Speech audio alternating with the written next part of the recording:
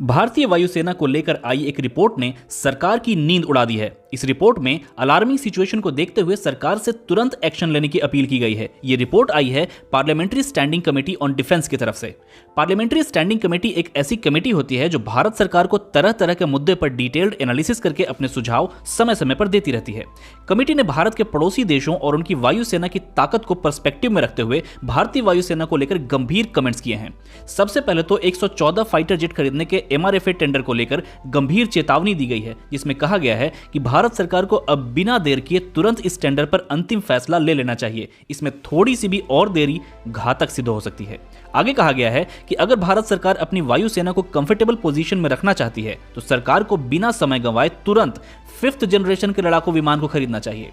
दरअसल बात यह है कि पड़ोसी देश चीन बहुत तेजी से अपने 5th जनरेशन के फाइटर एयरक्राफ्ट J-20 को अपने बेड़े में शामिल कर रहा है। ऐसा माना जा रहा है कि अब चीन ने इस विमान के इंजन, डिजाइन और एवियोनिक्स में काफी ज्यादा सुधार कर लिया है और वास्तव में इसे एक स्टील्थ लड़ाकू विमान बना दिया है। अभी चीन की वायुसेना में 150 से लेकर 200 J-20 लड़ाकू विमान शामिल हो चुके हैं और चीन इतना एग्रेसिवली इस पर काम कर रहा है कि बहुत जल्द इस नंबर के डबल होने की संभावना है। इसके अलावा चीन एक और 5th जनरेशन के लड़ाकू विमान पर काम कर रहा है जिसका नाम है J-31।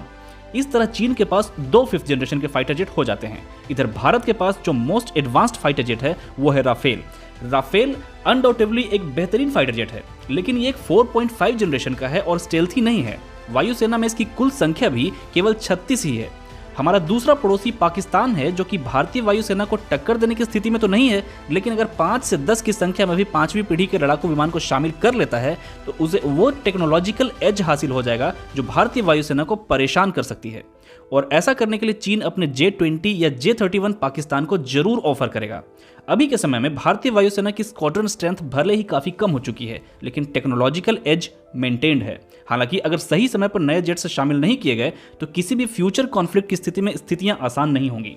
कमेटी की रिपोर्ट में आगे कहा गया है कि 40 तेजस लड़ाकू विमानों की डिलीवरी में भी HAL की तरफ से कंसिडरेबल डिले देखने को मिल रहा है, जो कि चीजों को और भी ज्यादा कॉम्प्लिकेट कर रही है। कुल मिलाकर कमेटी का जोर इस बात पर था कि अगर विदेश में बना फाइटर जेट भी खरीदना पड़े तो खरीदो, लेकिन जल्दी करो, अब समय बिल्कुल भी नहीं है। वैसे आपको क्या लगता है, भारत को कौन सा 5th जनरेशन लड़ाकू विमान खरीदना चाहिए, अमेरिकी F-35 या रूसी Su-57? नीचे कमेंट करके जरूर बताइएगा। फिलहाल इस वीडियो में इतना ही, मिलते हैं ऐसे ही किसी और इंटरेस्टिंग वीडियो में। जय हिंद।